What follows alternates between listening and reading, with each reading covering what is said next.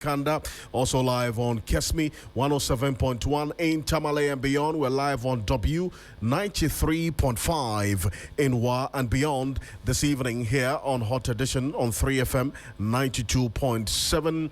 Ghana remembers 8 national heroes in last year's helicopter crash as President Mahama admonishes all to be guided by the fragility of life. This evening, we bring you live excerpts from the official event. Meanwhile, the largest opposition party, the NPP, earlier today hit the streets of Accra to protest what they say is mounting attack on Ghana's democracy by the governing National Democratic Congress, NDC. With great respect to you and without prejudice to your presence, to nominate only you to come amount to disrespecting us as a political party. The history of this country tells us one thing, that no political party stays in power forever. As Alexander Apanyoma came there, stay with us. We've got details for you and some reactions. Finally, the West African Examinations Council fires back in a simmering standoff with operators of private basic schools. I'll tell you a lot more into here. Hot edition on 3FM 92.7. But for now, let's cross over to the unveiling of the cenotaph in memory of the late Defense Minister Dr. Edward Omane Boamah. The acting Defense Minister, Dr. Kasiel Atoforcing, is addressing the gathering right now. Championed professionalism, discipline, and accountability, whilst advancing reforms that strengthened the operational readiness of the Ghana Armed Forces. He remained a passionate advocate for our veterans and promoted stronger collaboration between military and the civilian institutions, all in pursuit of national security. Distinguished guests, as we honor his remarkable legacy today, the Ministry of Defense has published a special commemorative edition of the Defender magazine dedicated to preserving and celebrating the life, service, and enduring legacy of the late Edward Kofi Omane Boamah. This publication is more than a historical record. It is a chronicle of his remarkable tenure as the Minister for Defense, highlighting the reforms, initiatives, and leadership that strengthened the Ghana Armed Forces. The Ministry of Defense believes that this magazine will serve as a valuable resource for future generations of military leadership, public servants, researchers, and Ghanaians who seek to understand the standards of leadership and public service that defined Dr. Edward Omane Boamah's life. As we unveil this memorial, and launch this publication, let us also renew our commitment to the principles that Dr. Omane Boamah faithfully upheld: integrity, humility, professionalism, accountability, and service above self. His greatest memorial will not be this cenotaph alone, but our collective resolve to build stronger institutions, place the national interest above all else, and continue the work of building the Ghana he so faithfully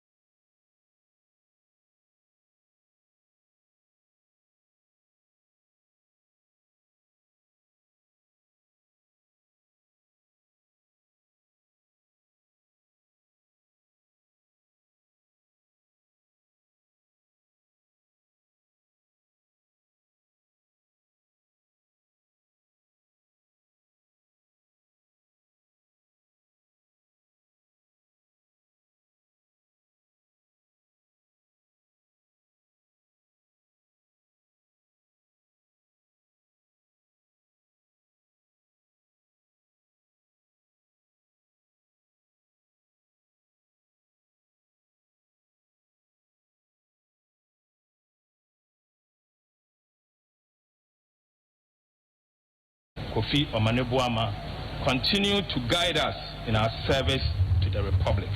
May his soul rest in perfect peace.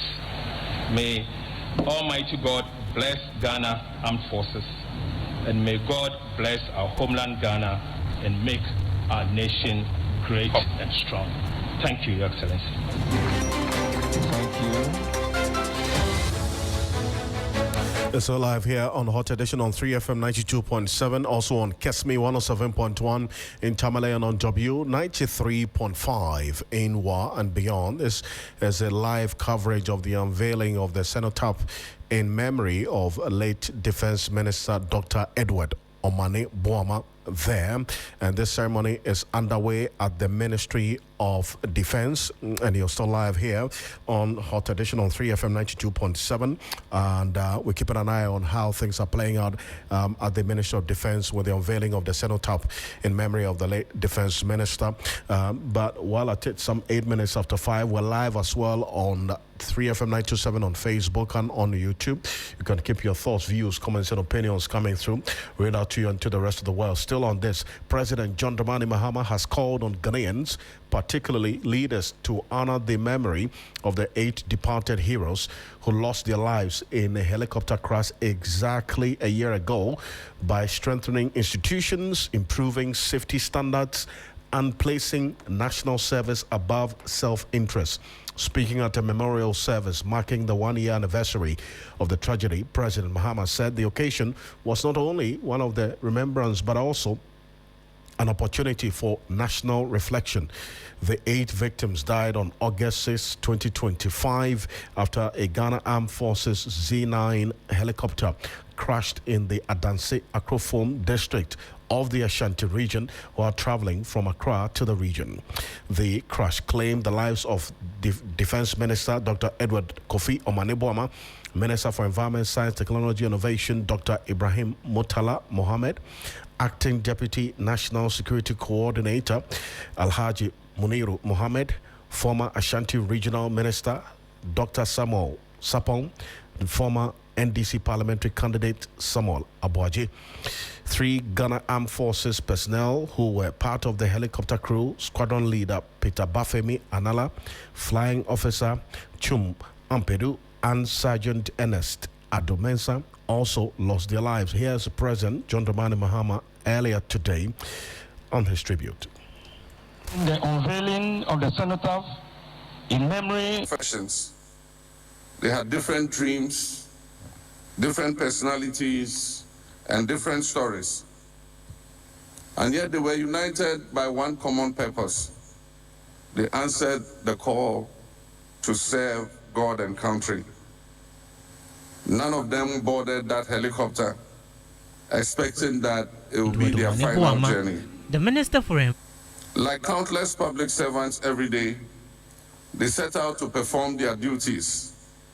They left behind unfinished conversations, appointments they expected to keep, families they expected to return to, and dreams they believed they still had time to fulfill. That is perhaps the greatest lesson this anniversary teaches us, that life is fragile, that service is sacred, and tomorrow can never be guaranteed.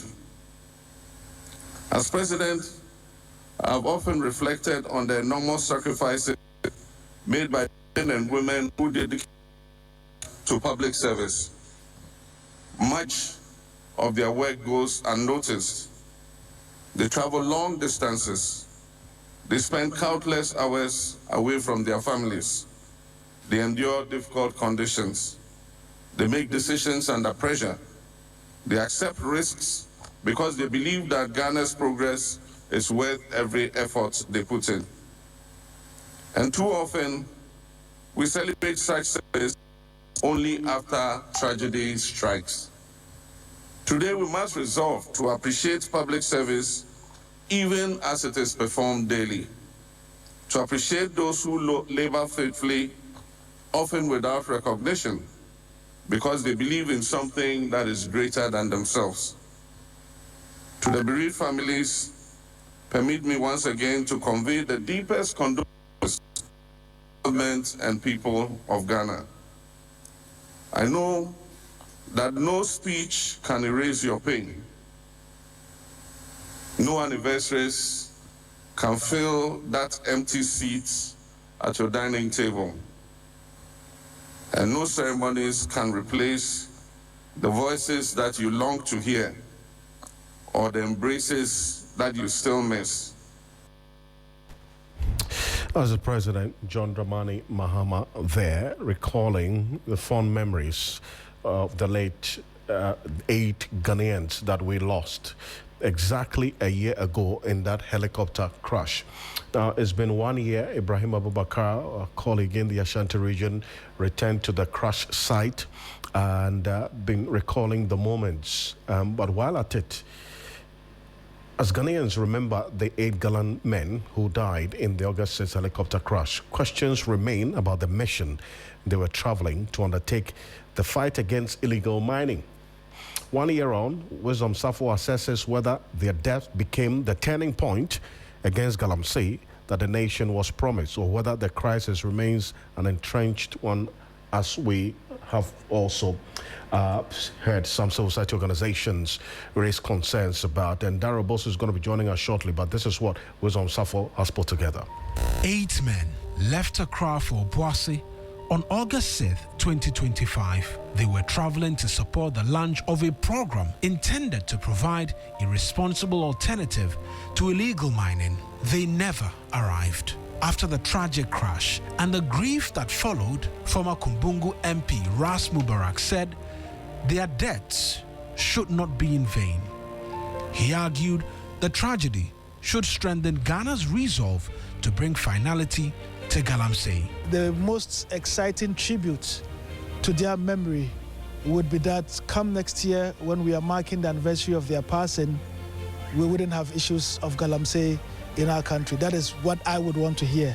That would be a befitting tribute, to the memory of Honorable Mutala, Omane Buama, Limuna, Dr. Sapon, and the rest of them who tragically perished yesterday. Foreign Affairs Minister Samuel Okudzeto Ablakwa went further. Following a mini cabinet meeting, he announced that President Mahama would personally lead what he described as a ruthless and relentless war against Galamsey, one Ghana had never witnessed before. I can confirm to you that you are going to see a fight that has never been witnessed in this country. President Mahama is going to lead a very ruthless and relentless campaign against Galamsey. He has not minced words at all. We had a brief cabinet meeting earlier today, and the president was very clear.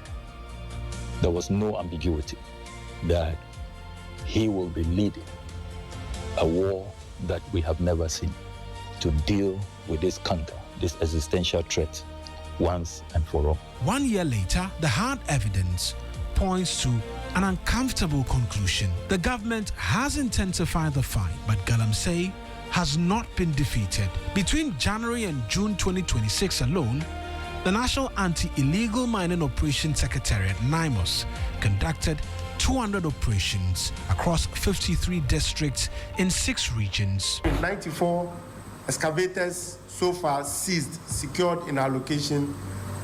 Almost 3,000 chamfans destroyed. Those ones, I don't count them.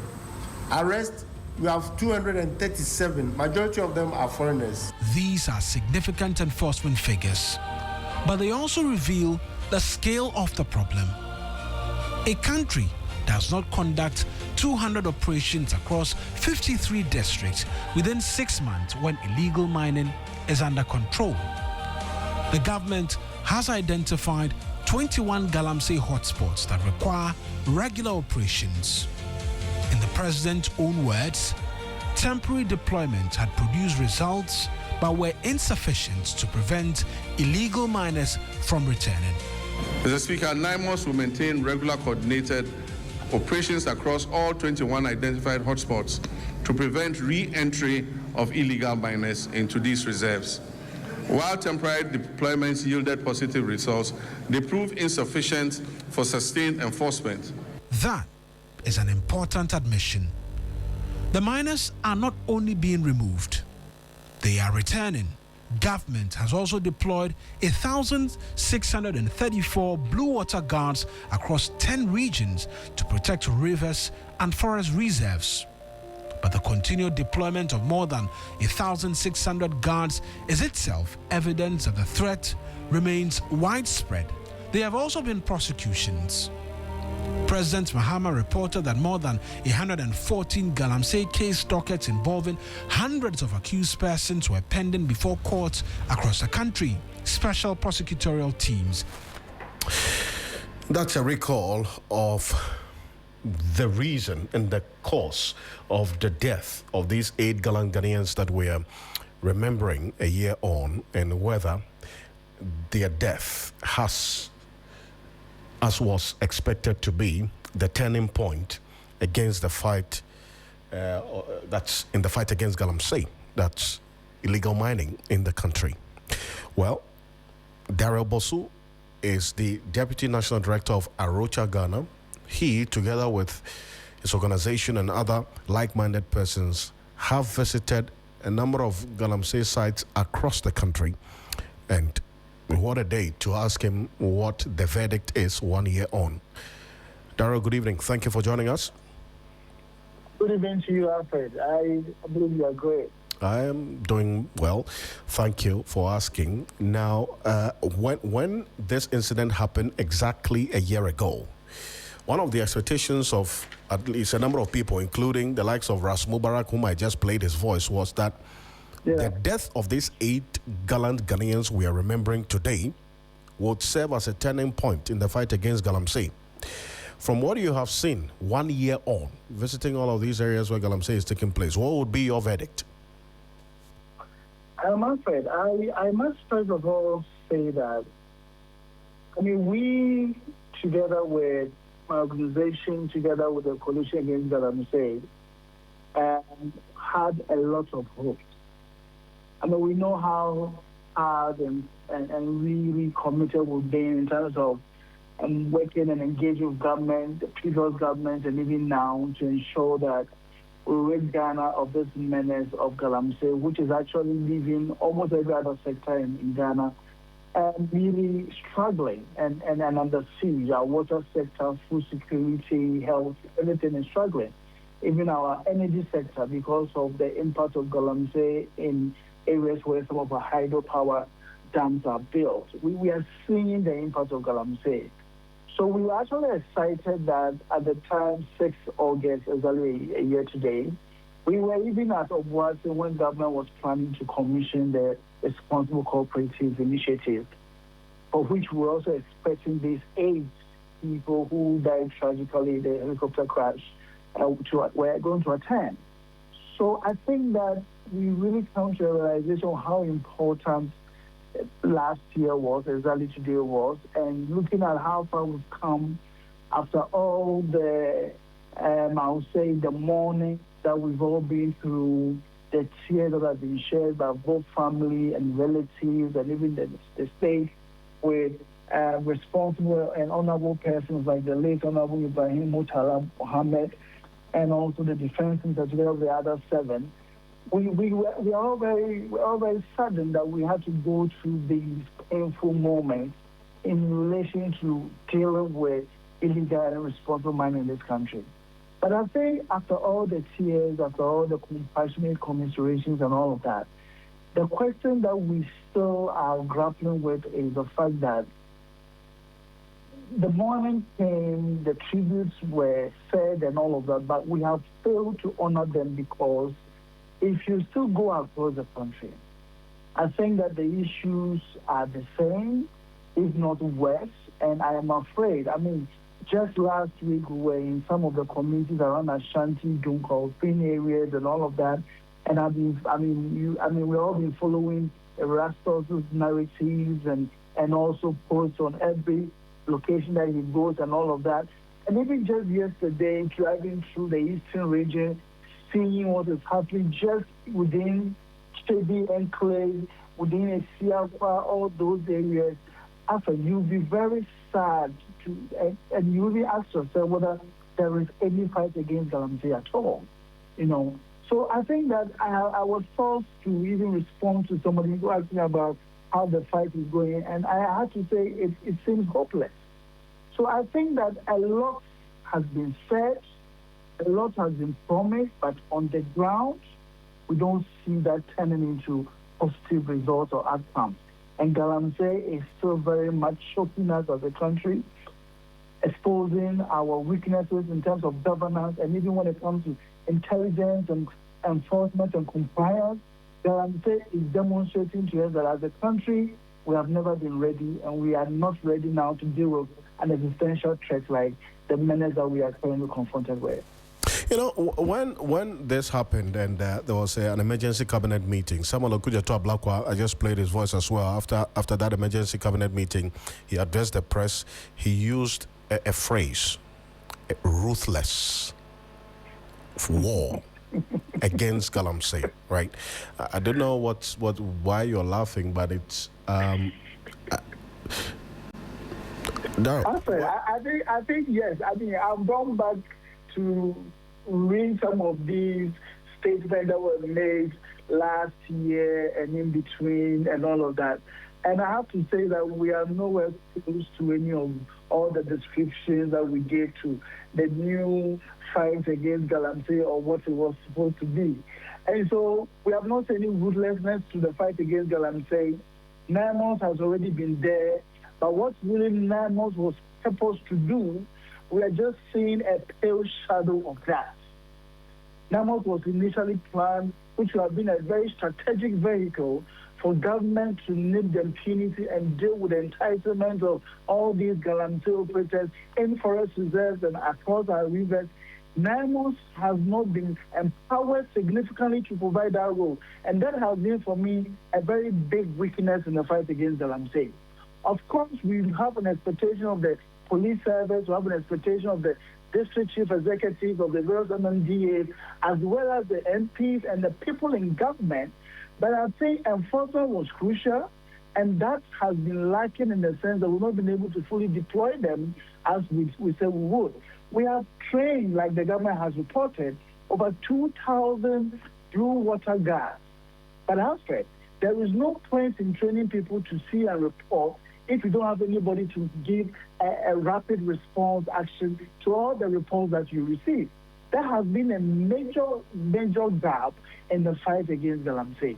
So yes, ruthless was said was going to be the new approach to the fight against Galamsey, but that has never happened. That has never happened. The impunity is still on. The entitlement is growing to the extent that is normalized.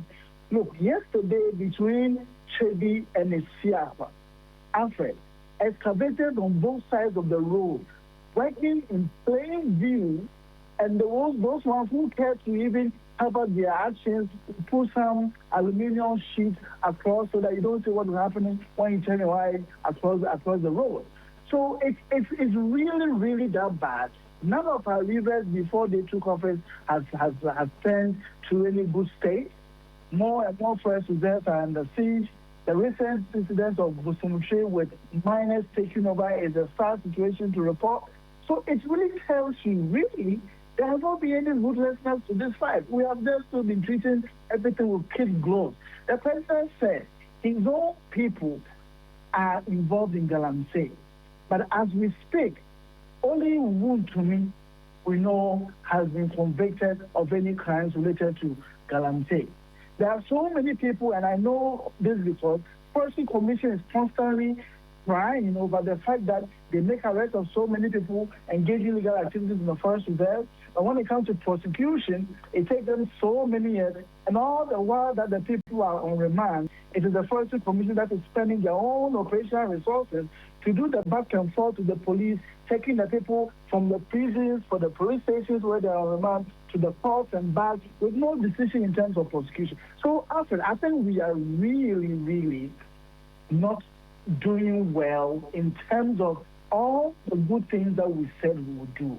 And to that extent, I think that is also why we are failing terribly at the fight in dealing with the impunity we see around us. And Rashid Tanko Computer is going to be joining us in a bit. But where is the missing link?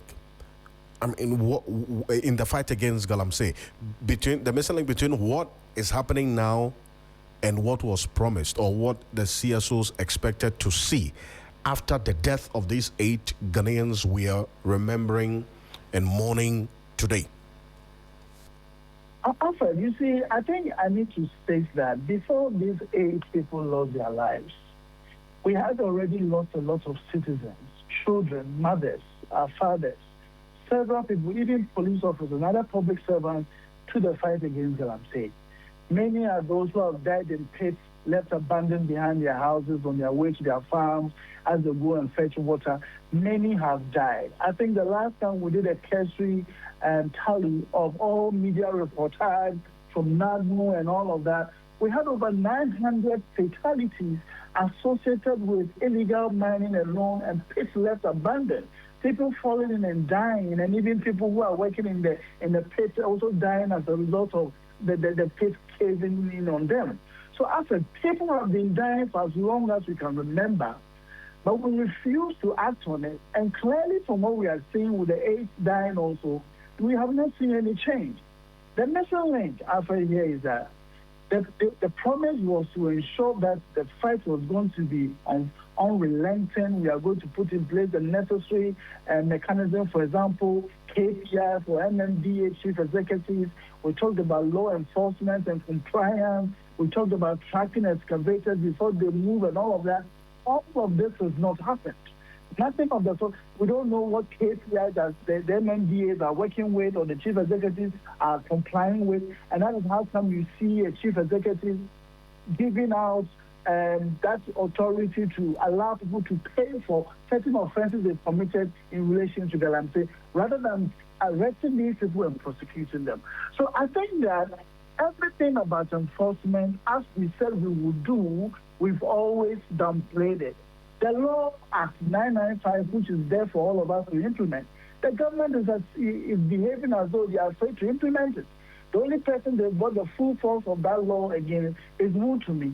And that's why I've always said that the government must be very, very cautious in preventing a situation where they do nothing and eventually the opposition becomes right in saying that this was for political purposes and not really because the government cares about the environmental crime that is escalating around that. So I think that everything about enforcement, ensuring that people connected to government, the political elites, traditional authority, are taking advantage of their elite position or the reverence people give to them to do whatever they want, and the law also not being administered fairly on behalf of everyone, is for me a big gap in the fight against Galamsey.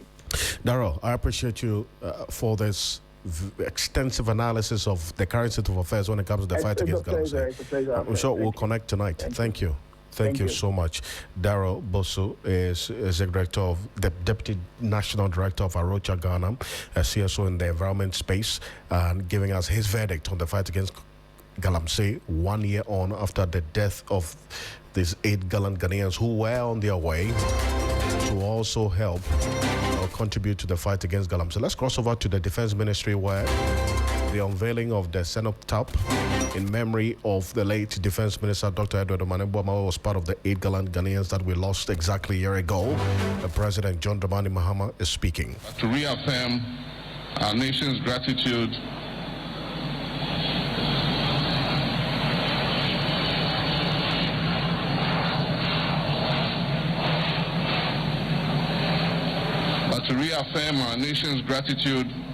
to a devoted patriot whose life was dedicated to the service of Ghana. This ceremony honors the memory of the late Honorable Dr. Edward Kofi Omane-Boamah, who served our country with distinction as Minister of Defense. A cenotaph is more than stone and inscriptions. It is a lasting reminder that while life may end, the values it embodied, service, integrity, patriotism, and sacrifice, must continue to inspire future generations. Dr. Omane-Boamah served with diligence, humility, and unwavering commitment to the security and stability of our republic.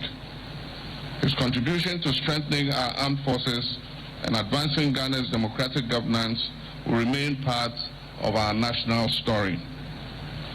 For me, this immortalization of Omani's memory is deeply personal.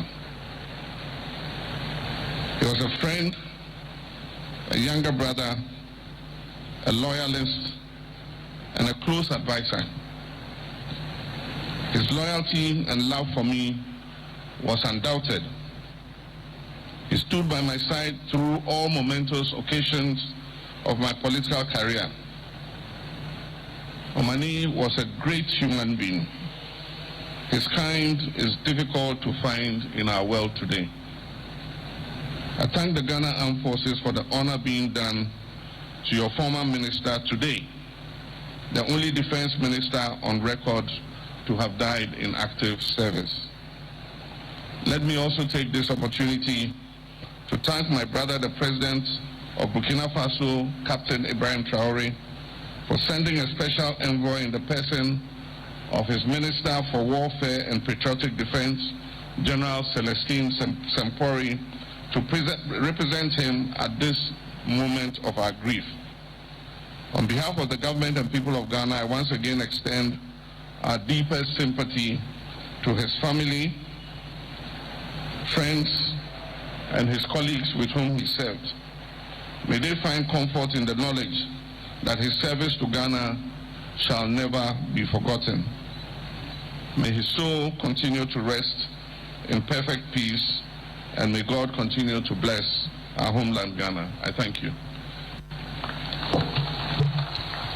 Thank you very much, Your Excellency, Mr. President. We shall remain standing for the last. As the President, John Dramani Mahama, there. At the unveiling of the cenotaph in memory of the late Defense Minister, Dr. Edward Omani-Boamah. And this is happening live at the Ministry of Defense, and we're there keeping an eye on how things are playing out there at that particular venue and what is happening right now regarding the unveiling of the cenotaph in memory of the late Defense Minister, Dr. Edward Omani-Boamah. And also live on 3FM 927 on Facebook and on YouTube. Keep your thoughts, views, comments, and opinions coming. Read out to you and to the rest of the world.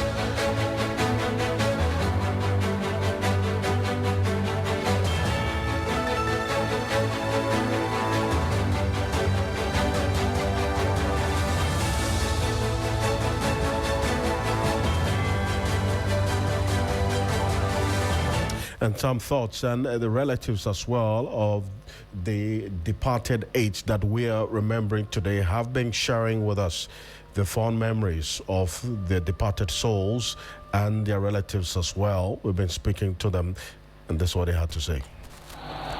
We shall now observe a minute of... We've missed his moments with us as a father. We have also missed his moment as a friend, because he was not only a father, he was also a friend. This was a man who, growing up, was teaching us how to be humble. Humility was key. And then also you have to be tolerant. Tolerance enables you to easily forgive whoever might have wronged you. And so, as at home, we have missed all this from him. 1 year on, as traditional authority, as family, we say Alhamdulillah. With much grace, we are grateful to what Allah has done. Just like we have always said in Islam, Kullu nafsin zaikatul maut, everybody will taste death in your lifetime. And so it is our sincere belief that that is the will of Allah, and he responded to the call of his creator. So it's good, very fine. Well, it is what you reap, what you sow that you reap. Of course, it is our sincere belief that Alhaji Sandapeura Alhaji Muniru in his lifetime served humanity, and that is what we are reaping today, the show of love, we cannot quantify it. We cannot say thank you enough to the general public, to all Ghanaians for the love that they have shown since August 6, 2025, and continue to show. Of course, what transpired today is a show of love from the general public, and all we have to say is Alhamdulillah. To the Ghana Armed Forces, to the party, to NADMO, to the people of Obuasi and Adanse, and to every Ghanaian who prayed for us and refused to forget, thank you. You held us up when we could not stand. And to the 7 other families here, we did not choose one another, but we belong to one another now. Let me say one last thing. Samuel died on his way to a fight that is yet not finished. The rivers he was going to defend are still being poisoned. The land is still bleeding. The truest tribute we can pay this aid is not a speech. It is to finish their work. Please, do not let us be the last year we remember them. And Yola, as I call you, I want you to know that God has held me. On the days I could not even pray, He carried me throughout the pain. Our girls are well. They have your laugh, and I am keeping my promise. I am taking care. Rest peacefully in the bosom of the Lord. Until we meet again, you will always be my forever. Thank you.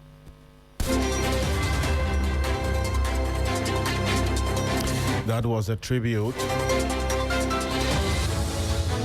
read by the wife of the late Samuel Abuaji, who was a deputy NADMO coordinator and NDC parliamentary candidate in Obuasi, who was part of the 8 Ghanaians we lost exactly a year ago, and also sharing those fond memories of the late Samuel Abuaji.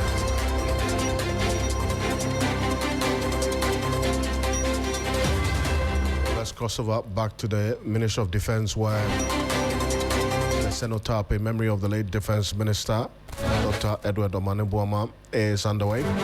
The Ghana Armed Forces also delivering a speech right now.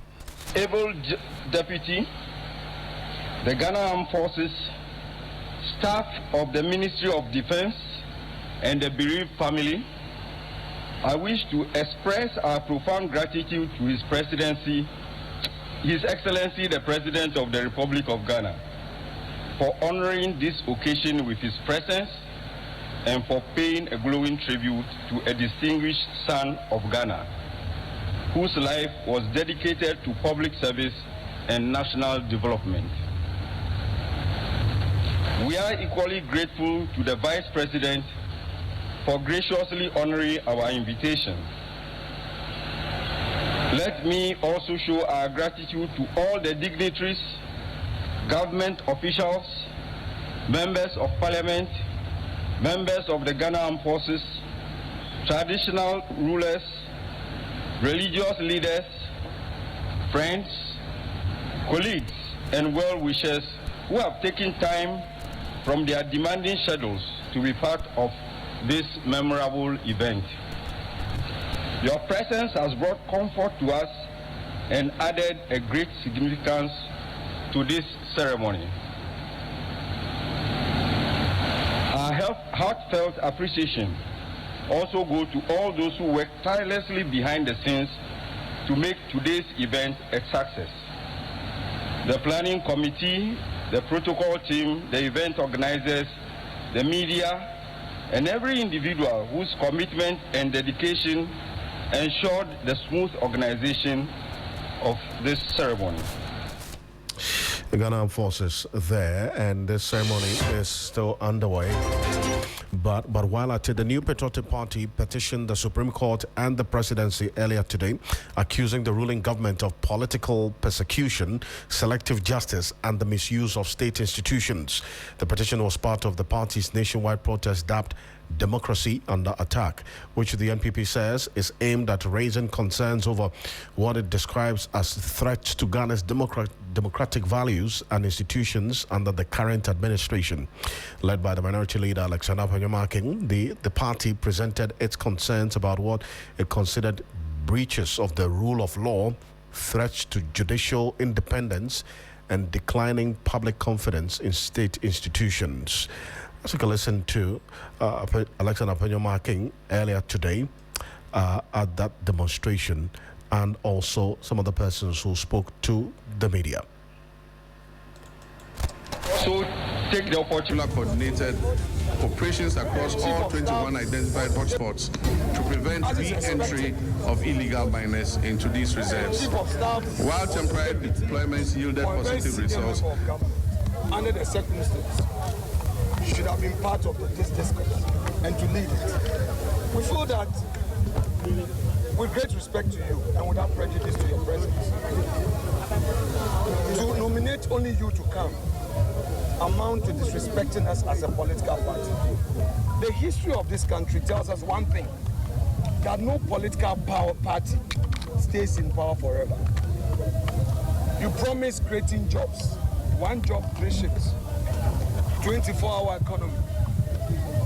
You promised that electricity tariffs would be lower. You promised that cocoa prices would go up.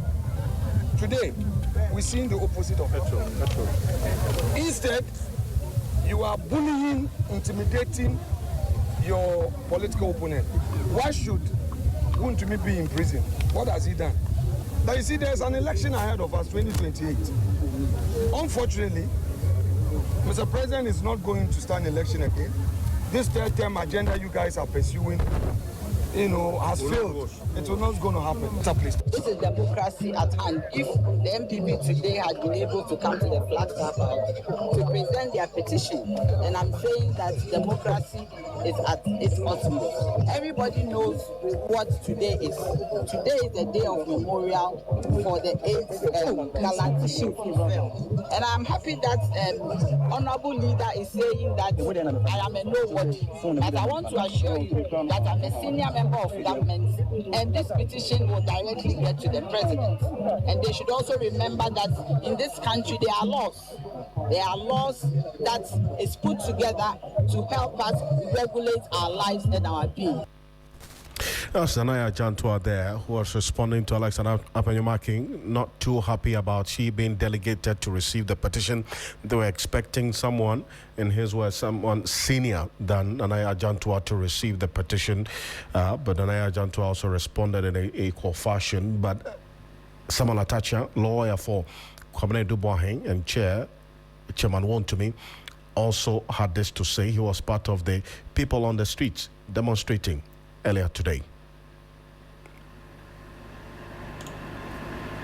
We'll bring you that shortly. Also, he wasn't alone. Osei Mensah, the former minority leader, this former Swami, member of parliament, also had this to say on why the NPP was on the streets.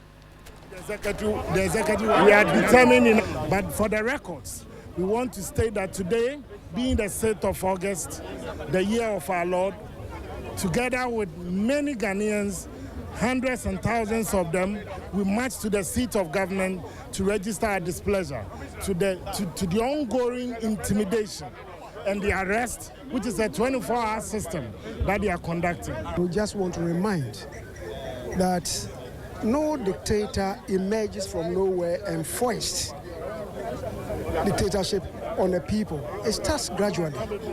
Sometimes the people at the helm of affairs are not even aware. Sometimes it's intentional. We want to believe that the president perhaps has not done serious introspection on what is going on. Because the arrests that are going on, the selectivity involved, even with prosecution, government comes and the first thing that he does within the first 4 months in administration is to file nolle prosequi, in respect of all people of high visibility. One would say that those are matters of the law. Those are matters of the law.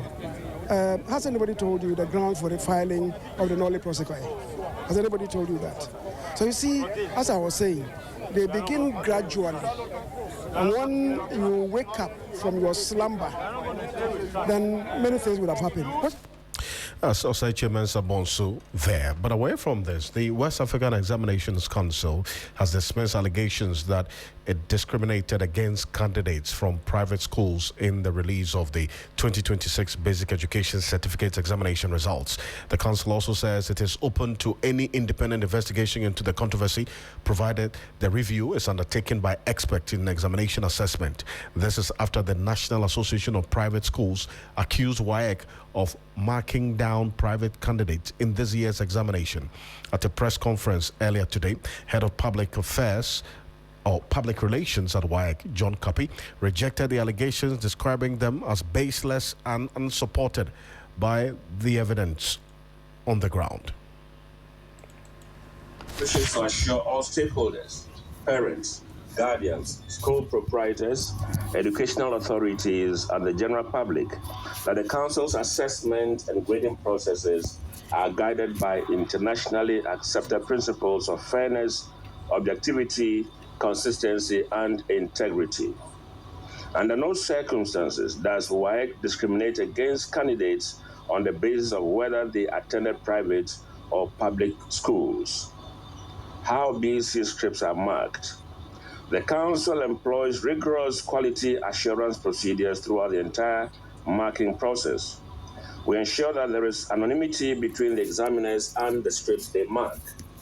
This is done by swapping the scripts of candidates across regions, coding and packaging of scripts, and random allocation of scripts to examiners, amongst others. Scripts are marked strictly according to approved standard marking schemes developed by experts in the various subject areas, and all examiners from both private and public schools are made to acquaint themselves with it before the marking process commences. The Council does not operate different marking schemes or grading systems for public and private schools. This misconception has been addressed repeatedly by the Council over the years. Grading system. The Council uses the STIN 9, also known as Standard 9, grading system. It is a statistical method of reporting candidates' performance relative to the overall performance of all candidates in a particular subject. The STIN 9 scale ranges from 1 to 9. That's John Kapi there. Obenfo Nanakwesi Jetwa is Executive Director of the Ghana National Council of Private Schools. Good evening. Thank you for joining us. Good evening, Alfred. How are you? I'm well. Thank you for asking. Have you contacted WAEC or sent this petition that, or the questions you are asking about the results they released to them to clarify exactly why private students were marked down in this BC as you're claiming? Alfred, thank you very much. The quick response is that I haven't seen any two contended parties having an issue, and one should send his or her particulars to the other to ascertain the matter. We have said that we have issues against WAEC, and so there's no need for us to be sending our particulars to WAEC for them to ascertain. What do you mean by that? I clarify. You have an issue against WAEC. Let me finish, Alfred. WAEC has conducted assessment on our students. We are saying that we are not happy with the entire assessment conducted by WAEC. And for that matter, we need an independent body to ascertain and determine the veracity of the matter. And so we are not perturbed about WAEC's, press conferences and all that. Why is it that they didn't disclose that Parliamentary Select Committee on Education has invited them to a meeting to come and prove their stance? Why can't they wait for Parliament House to determine the matter, or an independent body to see to it that, the proof of the matter is determined? And so for organizing a press conferences and calling our concerns as baseless and all that, we expect that will be the message or the song that they will be definitely be singing. And so they should keep on singing that song when the matter reaches the echelon bodies and its determination is determined, everybody will see the truthfulness aspect of it. Well, I asked that question, Mr. Jeswa. Mr. Jeswa, I asked that question because you are not the examiners. That's number one. If you don't understand why a situation is what it is, you would first seek clarification. If you are not satisfied with the clarification that you get from WAEC, then you escalate it to the next level, and you're saying that that's not what you want to do. Clarification must be sought whenever you believe that the system is fair. We have already said that the system is not fair. And so why should we go and seek any clarification again? What kind of clarification are we expecting from WAEC? And the system not being fair is based on what? The only clarification that we need is that where is the script? Avail it, make it available, that Alfred can even read and know that yes, indeed, this child has passed or hasn't passed. That is all that we are determined. You are an administrative body. I don't see an administrative body becoming a regulator of itself, and at the same time an implementer. And so at this point in time, we are not picking on the grounds that whenever you have issue, come to us. We are saying we will not go to WAEC today, we will not go to WAEC on the any day. We will seek for, independent body to review the issues that we have raised. Tomorrow, by 10 o'clock, we are presenting our petition to the ministry, and our demands are very clear, very simple, of which any, administrative body who is ready to ensure that accountability is served to its members or to the people that are concerned would have gladly accepted this. So tomorrow we are presenting our petitioning the minister and all the stakeholders who are concerned in this matter to ensure that an independent body, for the first time in the history, to investigate the concerns that we have raised. And so what is the issue? Nana Kwesi Jetua, thank you for joining us. Tomorrow we'll see how it plays out. Appreciate you. Executive Director of the Ghana National Council of Private Schools there. This is Hot Edition. We're live as well on KESME 107.1 and on W93.5. We're going to go for the script break. When we're back, the latest in the world of sport is up next.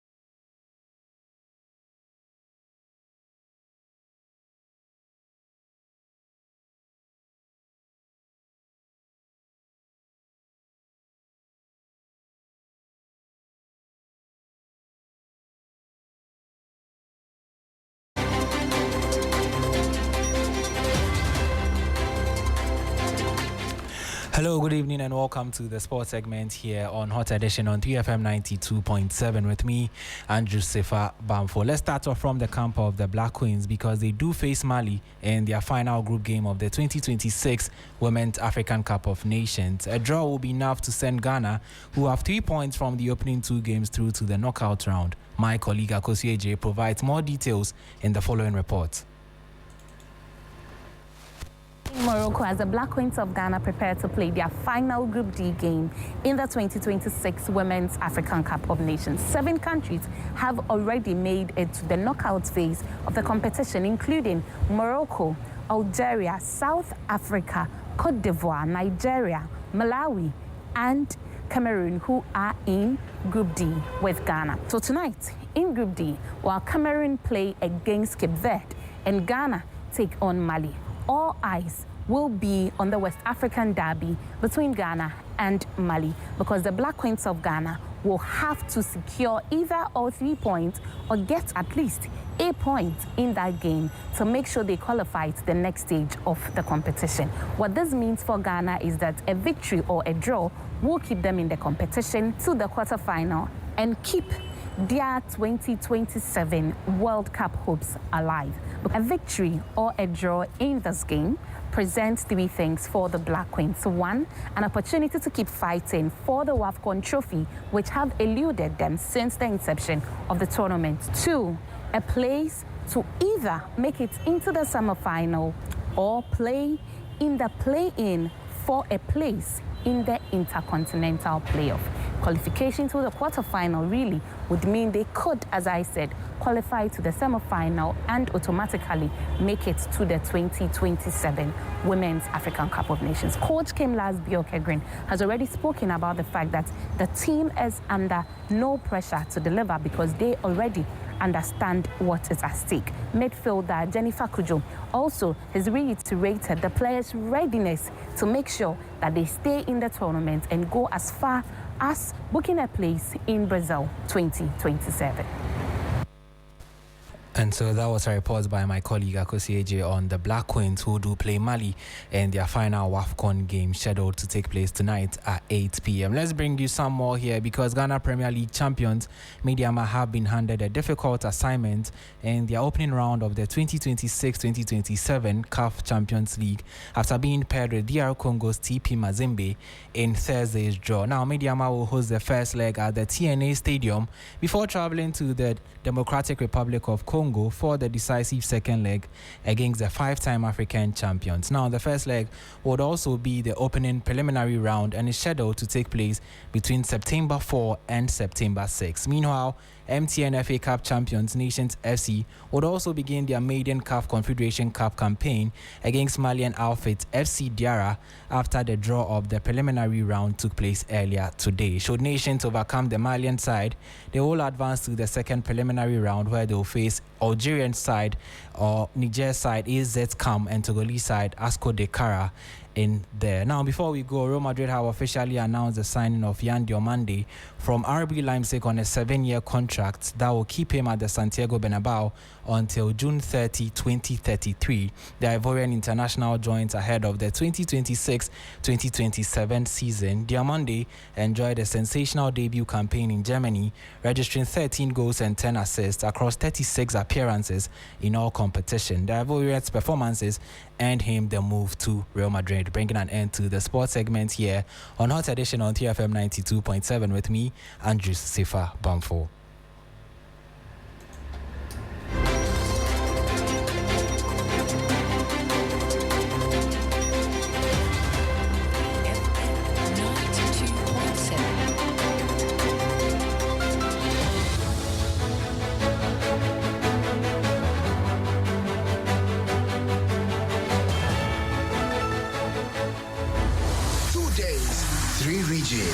From Accra through Pearl to Kumasi.